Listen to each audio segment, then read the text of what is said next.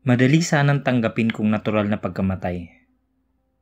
Pero masakit pag alam mong may kakaiba sa pagkamatay ng mahal mo sa buhay. Kailan lang ba yung huling pag-send ko ng confession? Ilang linggo pa lang ata pero parang ang tagal na. October 31, 2016. Tinext ako ni Dee na pumunta kami ni nanay sa kanila. Naabutan naming nagsisigawan sila ni Kuya John. Pinaglayo sila ni nanay. Si Kuya John, niyaya akong pumunta sa palengke. Bibili ng ulam. Darating kasi mga kamag-anak ni Dean. Habang naglalakad kami ni Kuya, sa may gulayan tinanong ko siya kung bakit sila nag-aaway ni Dean. Nag-aagawan kami dun sa ice pop. Ayaw kong kumain siya nun kasi alam mo naman pag kumanaton tonsillitis nun, kawawa. Tapos natulala siya. Bigla na lang nag-iiyak. Tapos hindi ako pinapaalis. Pag natulala si Dean, alam kong may nakita siya. Natakot ako kasi si Kuya John nahawakan niya. Madalas pang makita ni Dean masama. Natakot ako para kay Kuya. Namatay daw ako, Kevin. Tiningnan ko lang si Kuya kasi natakot talaga ako. Lahat kasi ng nakita ni Dean, totoo o kaya magkakatotoo.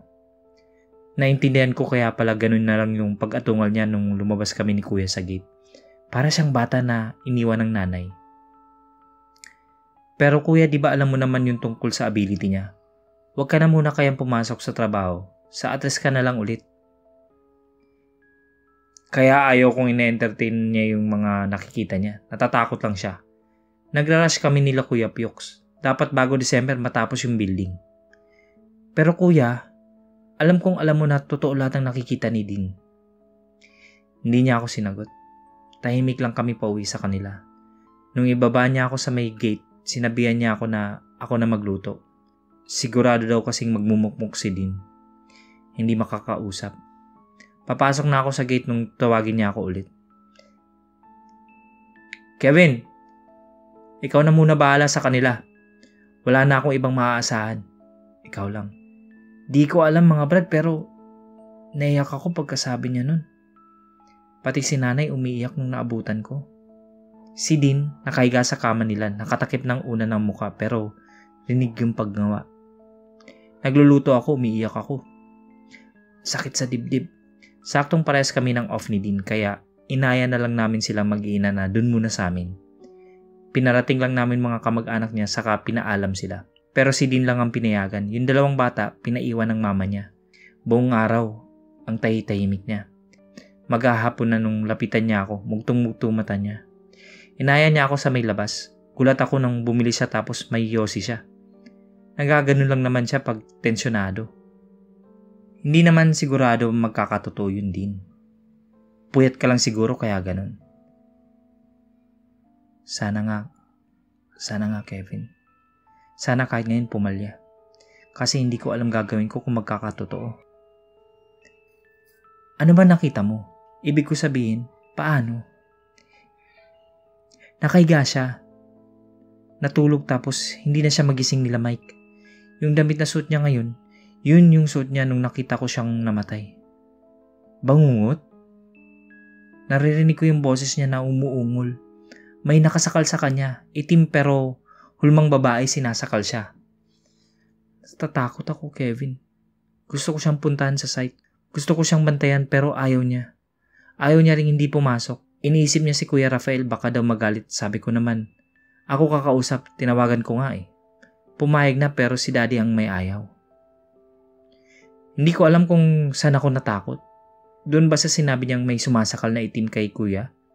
O dahil may number siya ni Rafael? Siguro, parehas. Umiyak na naman siya. Pumasok na kami sa bahay tapos pinatulog siya ni nanay kasi pagod na pagod nang umiyak. Pasado 8:00, nakachat ko si Sam. Sinabi ko lahat sa kanya. Medyo naiinis siya kay Dean kasi di sinasabi sa kanya puro lang daw scene. Tapos sinabi ni nanay na may bisita ako. Lumabas ako, wala naman tao sa harap ng bahay. Papasok na ako ulit tapos may sumitsit. Nangapal bato ko nung makita ko si Rafael nasa labas ng gate. Sinenyasan niya akong lumapit. Kahit ayaw ko. Yung katawan ko kusang gumagalaw na naman. May inihagi siya sa akin nakaplastik. Sunugin mo yan. Bakit? Basta, sunugin mo. Bakit nga? Susunugin mo o ikaw susunugin ko? Natakot ako kaya kinuha ko yung plastic. Nung binuklat ko, damit ni Kuya John. Basta, sunugin mo na lang, huwag ka na magtanong. Siguro alam niyang susunod yung katawan ko sa utos niya kaya umalis na siya. Kumuha ako ng gas sa motor ko, saka ibinuhos dun sa plastic sabay sinilaban ko. November 1, 2016. Dapat papasok pa sa trabaho sila Kuya John pero tumawag si Rafael kay Kuya Piox na wag na daw at atres na lang ulit. Nag-ipon-ipon kami sa bahay, ang ingay at ang saya-saya. Pero kay Dean na tahimik lang, hindi nakikipaggagawan sa amin. Bandang 3:00 ng hapon pumunta kaming sabay-sabay sa sementeryo. May baon na pagkain. Sa dami namin, pinagtitinginan kami ng mga tao. Ang iingay pa namin. Masaya sila tatay kasi buo kami. Kompleto. Yun na pala ang huling beses na mabubuo kami. November 3, 2016. Kaka-out ko lang. Nung tawagan ako ni Kuya Joey. Diretso raw akong ospital. Kinabahan na ako. Feeling ko yung motor ko sa bilis ng pagpapatakbo ko, hindi na sumasayad sa kalsada yung gulong. Pagkarating ko ng ospital, naka-oxygen si nanay. Si tatay umiiyak. Nag-collapse si nanay nung tawagan siya ni Kuya Mike na na-aksidente sila ni Kuya John. Nasa ospital rin sila sa katabing bayan. Pupunta na sana agad ako dun, kaso sinabi ni tatay na ako na sumundo kay Dean. Umaangal ako kasi 6:00 pa ng umaga ang out ni Dean, pero si tatay ang boss kaya sumunod ako. Pero pinadaan muna ako sa bahay nila Dean para sabihan ang nangyari. Kahit alam kong tulog yung mga tao sa kanila, halos gibayin ko yung pinto sa pagkatok. Kahit alam kong andun mama ni Dean na masungit. Nung sinabi kong walang hingahan, muntik nang matumba mama ni Dean. Nung okay na siya, nagpaalam na ako. Naggas muna ako sa gas station sa kanila. Pagdaan ko ulit sa kanila, may nakaharang sa gitna ng kalsada si Rafael. Tumigil ako. Sakasakay siya agad. Ewan ko pero kinalabutan ako habang nasa biyahe kami. Hindi dahil yun kay Rafael. Para kasing may nakatingin sa akin, may nakasunod. Focus ka sa daan. Huwag kang titingin-tingin sa gilid. Sa daan lang. Nabasa niya nasa isip ko ulit. Pasado 1:00 na nung nakarating kami sa workplace ni Dean. Yung guard na naka-duty kilala ko. Dati rin kasi akong agent dun. Lumipat lang ako ng kumpanya. Tumabi ako sa kanya at nakipagkwentuhan. Paubos oras. Napapansin ko na lagi siyang nahihipo sa braso niya. Di ko alam sir pero kinikilabutan ako lagi tuwing gantong oras. Dati naman hindi. Nitong mga nakaraang linggo lang nagsimula. Ilang beses akong nakipalitan ng shift. Si Dean ba kilala mo kuya? Ay, si Ma'am Dean. Oo naman. Mabait yun. Last week lang ata yun nung hinihintay niya mister niya tapos biglang tumabi sa akin. Mukhang takot. Naalala ko yung kwento ni Dean. Yung may nakatingin sa kanya. Siguro yun. Si Rafael nasa tabi ko lang. Di ko alam kung nakikinig pero nakatingin siya sa malayo. Kahit pagod ako sa trabaho, hindi ako nakatulog. Na-realize ko na umaga na pala nung mag-unat-unat si Rafael saka sumakay sa motor. Andiyan na siya, tara na. Totoo nga, ilang minuto lang, nagsilabasan na sila Dean. Dahil nasa gilid ako, hindi ako nakita niya. Tuloy-tuloy siyang lumapit kay Rafael tapos hinawakan niya. Ayun, naiyak na siya bigla. Yung mga kasama niya, tinatanong siya kung anong problema. Hindi sila sinasagot. Sinigawan ako ni Rafael na umalis na raw kami. Kung normal na tao, sigurado mag-aalboroto ako pag iba nagdadrive ng motor ko. Pero dahil hindi normal na tao si Rafael, wala akong angal. Napagitnaan namin si Dean na umiiyak. Nakadikit yung ulo niya sa likod ni Rafael. Nung nasa may intersection na kami, natakot ako kasi may enforcer. Overloading kami saka wala pang helmet. Lahat ng single na motor pinatabi nila sa bangketa. Pero sa amin. Nakatingin lang sa amin yung mga enforcer. Nung nasa may highway na kami, tumigil sa pagdadrive sa tapat ng tindahan na nagbebenta ng ulam tsaka almusal. Si Dean umupo sa mga upuan, tapos maya-maya kahit walang umu-order sa amin, hinainan kami.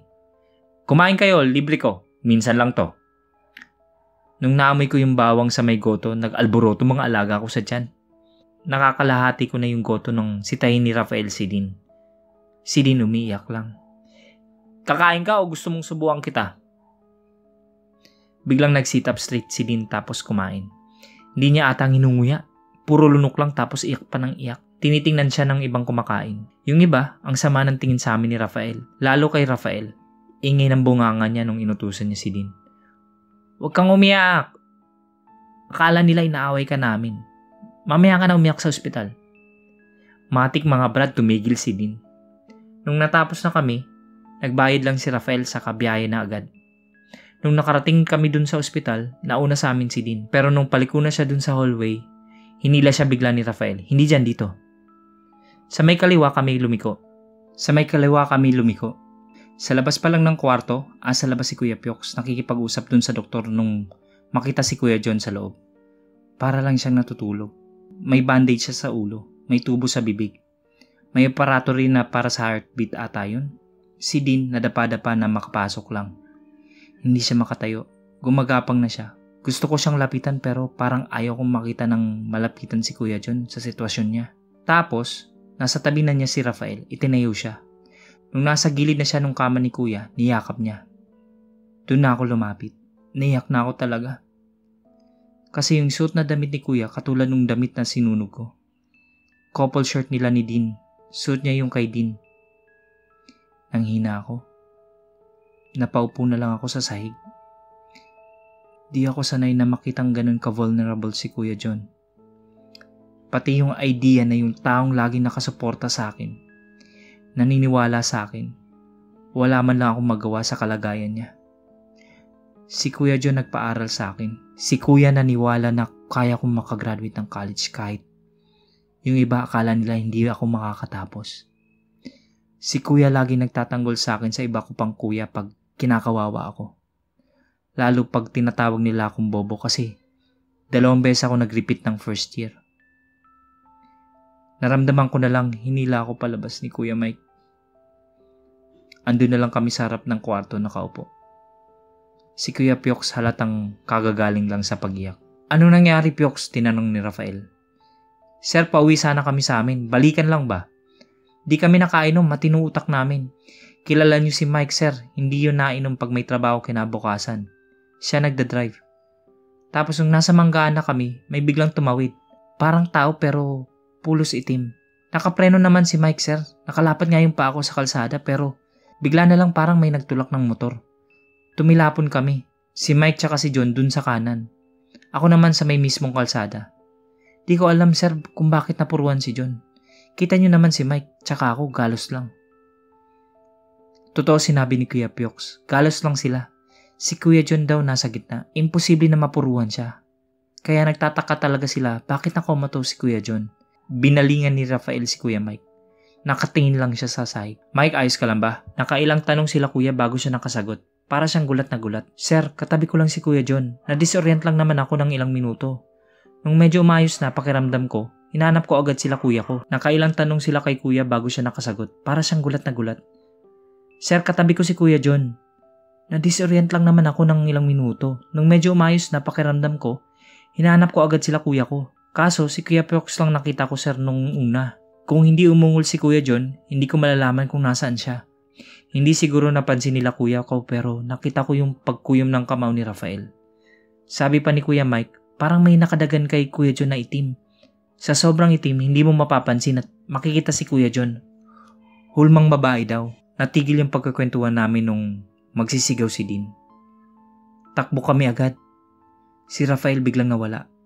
Kami naman lumapit kay Kuya John na parang nag-i-epilepsy. Tumitirik yung mata. Inilayo namin si Dean kasi nagwawala na siya. Pati nung pagdating ng doktor, halos sakalin niya. Nire-revive nila si Kuya pero eksaktong 9:18 ng umaga. Wala na siya.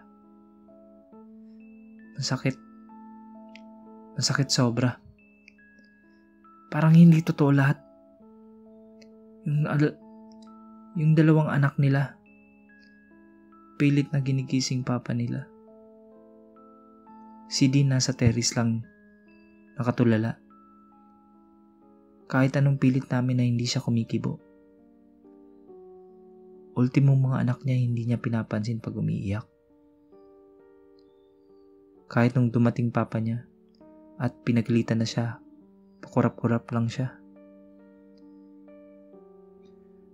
Ika-4 na gabi ng burol ni Kuya, ang daming tao. Mga tropa, kamag-anak, tsaka mga katrabaho. Dumating din nun si Rafael. Nakatingin lang siya kay Dean. Magkarap sila. Darating si Sam bukas din. Wala siyang imik. Lumaban ka para sa mga anak niyo ni John. Wala pa rin siyang imik. Hindi mo kasalanan. Pagkatapos na 4 na araw, nakipag-eye to eye siya ulit. Galit yung mga mata niya. Sinong may kasalanan? Ikaw? Si Kevin? Si Sam? O yung pumatay sa kanya? Sino kuya? Sabihin mo para naman may masisi ako bukod sa sarili ko. Hindi mo kasalanan. Nagpapadyak yung mga paa niya tapos umiyak siya ulit. Tinitingnan siya ng nakikipaglamay tapos tinawag ako ng mama niya.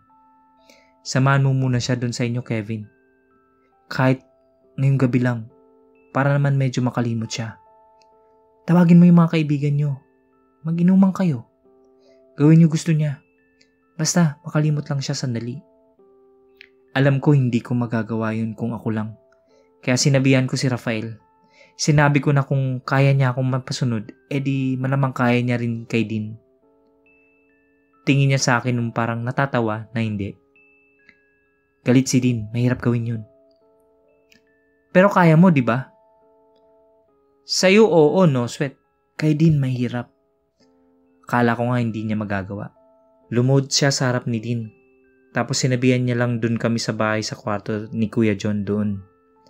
Nagtitigan sila ng 5 minutes tapos tumayo si Dean diretso sa gate. Nung nasa bahay na kami, hindi ko alam gagawin. Sa unang pagkakataon nakapasok si Rafael sa amin. Parang nun lang nakakita ng bahay yung gago. Tapos hinimas-himas pa yung mga upuan namin. Si Dean nakaupo sa tabi niya. Pupunta lalabas ako ng bahay. Wala talaga akong maisip na gawin. Hoy, umayos ka nga. Nahilo ako sa'yo. Pwede ba magyosi dito? Tango lang ako. Gulat ako kasi di pa siya nakakadalawang hitit. Inagaw ni Dean yung yosi.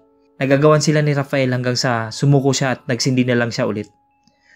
Gusto ko rin sanang agawin kaso natatakot ako. Ganun lang. Tahimik tapos dadanan si Rafael. Eto sabi niya. Nabasa ko yung sinulat mo tungkol kila Dean, Sam tsaka sa akin.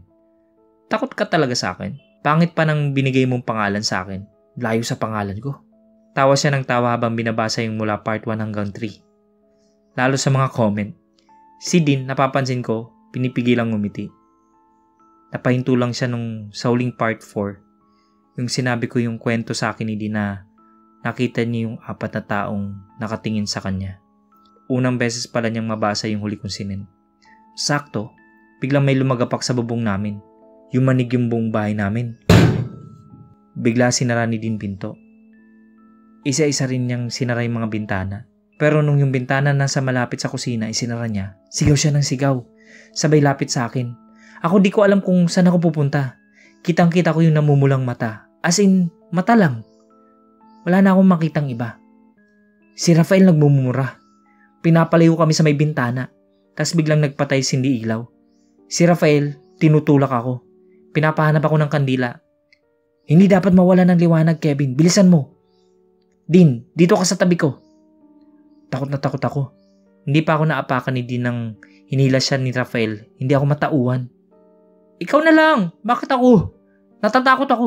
Dapat sama-sama tayo. Ganito yung horror eh. Ganito yung sa horror movie eh.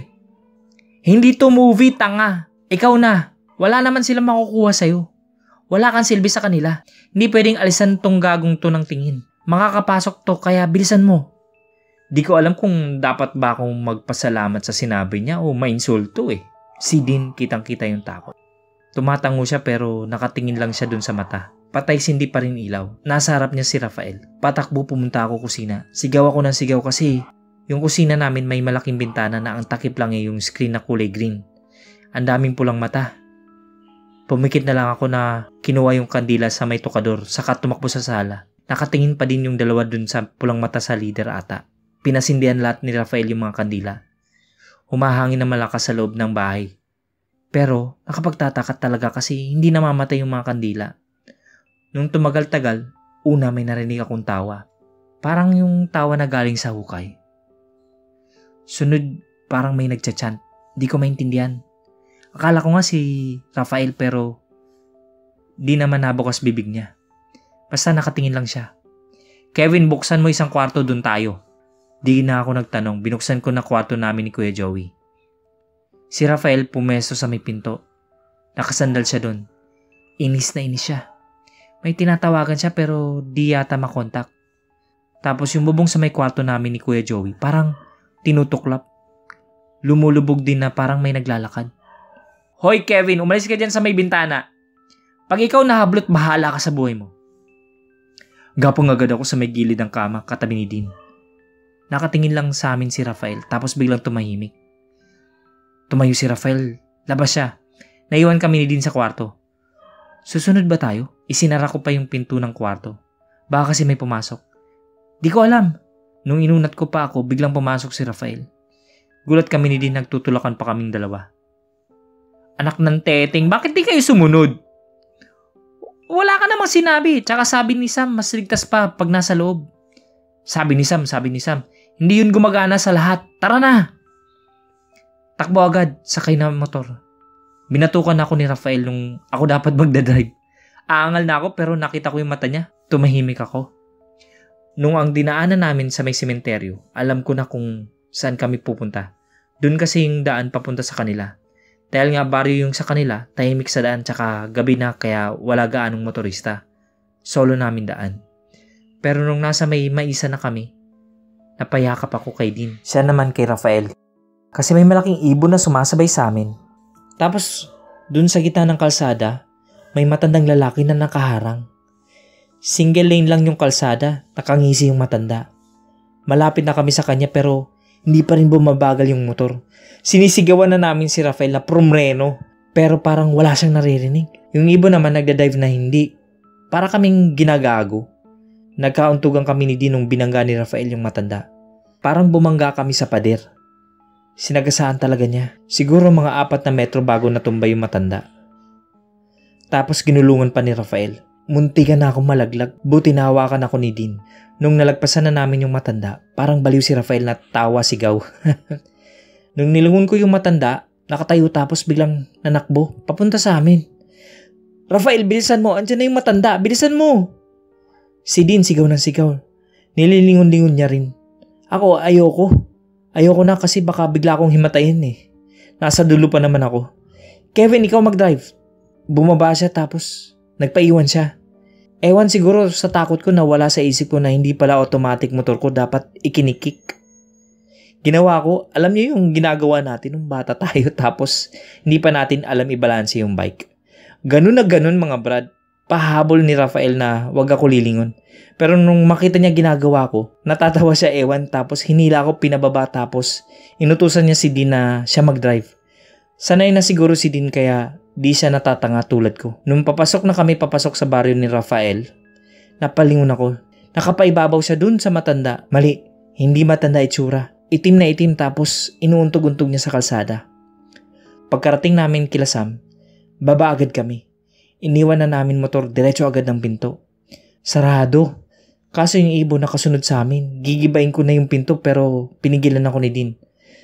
Abnoy, wag. Mapapasok tayo pag giniba mo yan. Andiyan na yung ibon eh.